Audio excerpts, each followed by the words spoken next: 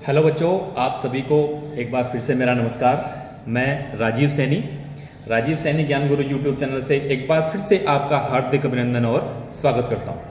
बच्चों, आज हम प्रयोगात्मक अपनी जो एक्सपेरिमेंटल हमारी क्लासेस चल रही हैं उसके अंतर्गत आज हम एक बहुत ही बेहतरीन क्लास यहाँ पर अभी देखने जा रहे हैं। बहुत बेहतरीन प्रैक्टिकल हम देखने जा रहे हैं।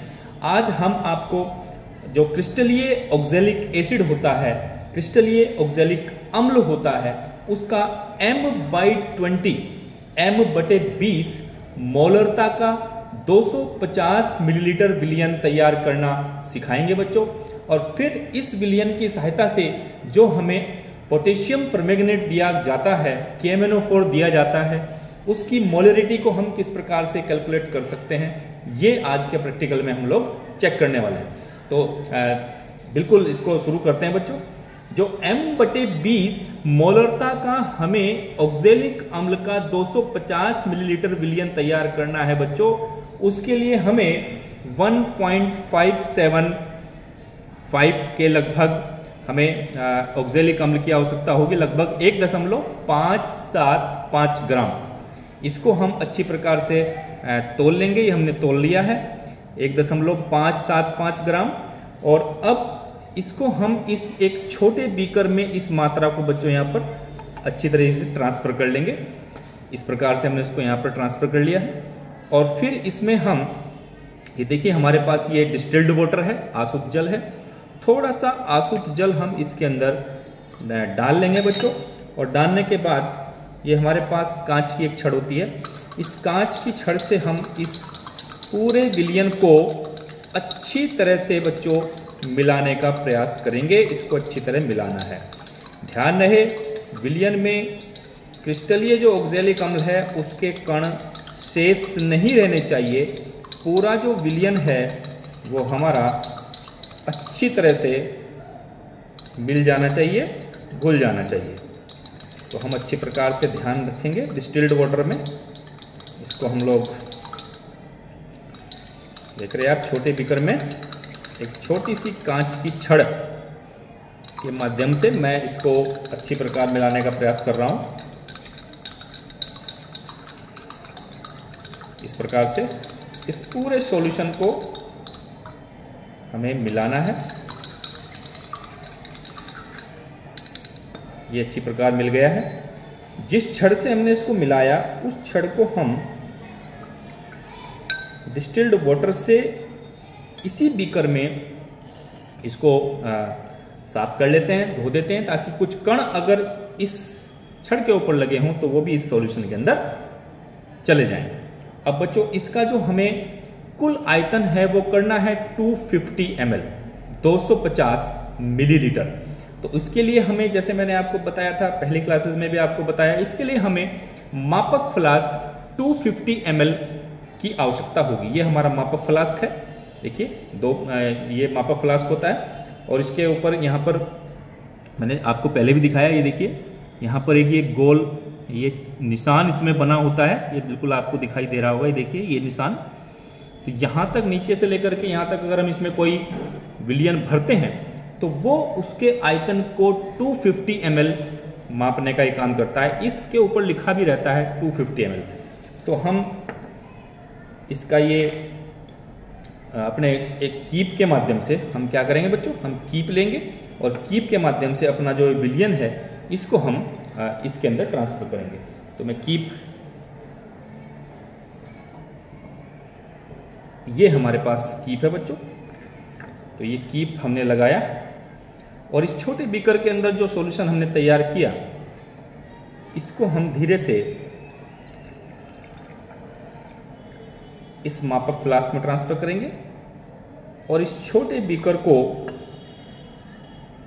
अच्छी प्रकार से हम आसुत जल से दोबारा से इसको घुल करके इसी बीकर में जो मापक फ्लास्क है इसमें हम ट्रांसफर करेंगे, कम से कम 2 बार, ताकि इसके अंदर कोई सॉल्यूशन के कण अगर लगे हों तो वो आसानी से हमारे मापक फ्लास्क में ट्रांसफर हो जाएंगे। अब बच्चों, ये हमारा जो ऑक्जेलिक अम्ल है, ये इसका विलयन हमारे मापक फ्लास्क 250 ml में आ गया है। लेकिन जैसे मैंने बताया कि हमें कुल आयतन 250 मिलीलीटर करना है और वो मैंने निशान दिखाया था, वहां तक यदि हम इसमें अपना विलयन भर लेंगे तो ये 250 मिलीलीटर इसका आयतन हो जाएगा। तो बाकी मात्रा को पूरा करने के लिए हम इसमें जो आसुत जल होता है, आसुत जल, इसको हम धीरे धीरे ट्रांसफर करेंगे। इसको हम ट्रांसफर करेंगे।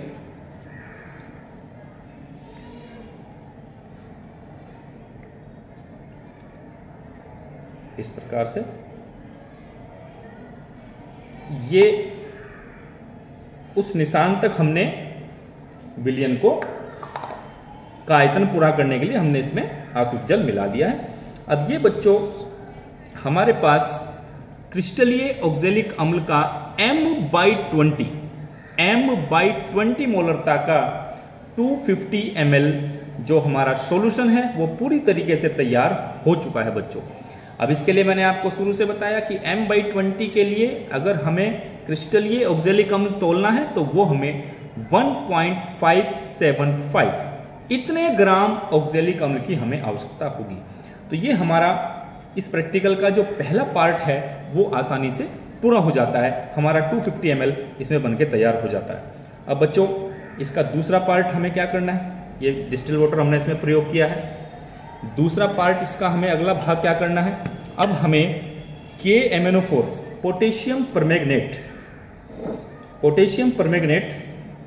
ये देखिए ये हमारे पास पोटेशियम परमैंगनेट है और इस पोटेशियम परमैंगनेट के विलयन को हमें एक ब्यूरेट के अंदर, जो ब्यूरेट स्टैंड पर लगा होता है उसके अंदर इसको आसानी से ट्रांसफर करके तब हम इसका आगे का टाइट्रेशन करने का प्रयास करेंगे। तो ये देखिए बच्चों, ये हमारे पास ब्यूरेट और ये ब्यूरेट स्टैंड, ये ब्यूरेट है और ब्यूरेट में इसमें 0 से लेकर के और 50 तक यहाँ पर चिन्ह होते हैं। मैंने पहली क्लासेस में आपको कई बार इसके बारे में बताया है और इनका परिचय कराया है। तो हमने आसानी से इसके अंदर जो है अपना जो KMnO4 का विलयन है ये हमने कीप की सहायता से इसके अंदर भर दिया है बच्चों।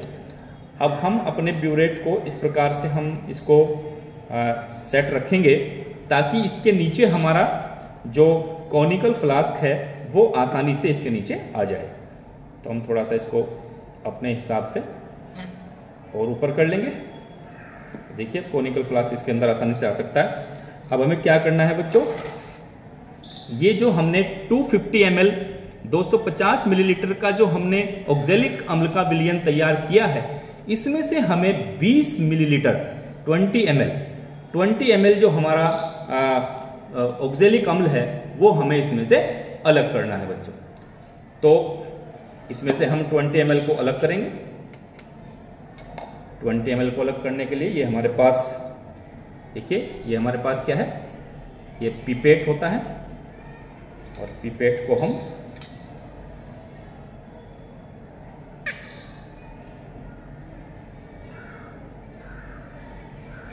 पिपेट की सहायता से हम इसमें से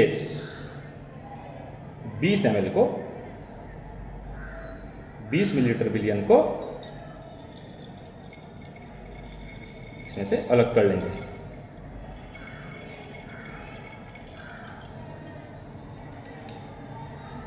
ये अलग कर लेते हैं।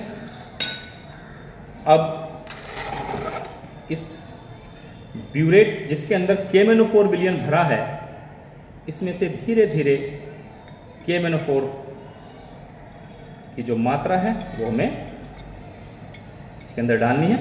और देखिए आप किस प्रकार से एक हल्का गुलाबी कलर हमारा आ जाता है। तो इसके अंदर जो प्रारंभिक हमारी जो रीडिंग थी वो 0 थी और उसके बाद कितना सॉल्यूशन डालने के बाद हमारे पास जो हल्का गुलाबी रंग आया उसको हम नोट कर लेते हैं। और इस प्रक्रिया को हमें कम से कम 3 बार दोहराना है बच्चों। और 3 बार दोहराने के उपरांत हमें जो हमारा सुसंगत आयतन है वो निकाल करके फिर हमें सारी अपनी जो रीडिंग्स हैं उनको हम कैलकुलेट करेंगे और कैलकुलेट करने के बाद हम रिजल्ट निकालने का प्रयास करेंगे। तो देखिए इस प्रकार से हमारे पास ये सॉल्यूशन का हल्का पिंक कलर आना चाहिए। तो ये आपको मैंने बताया किस प्रकार से हम क्रिस्टलीय ऑक्जेलिक अम्ल का M/20 मोलरता का सॉल्यूशन तैयार करते हैं। बहुत बहुत धन्यवाद बच्चों, आभार।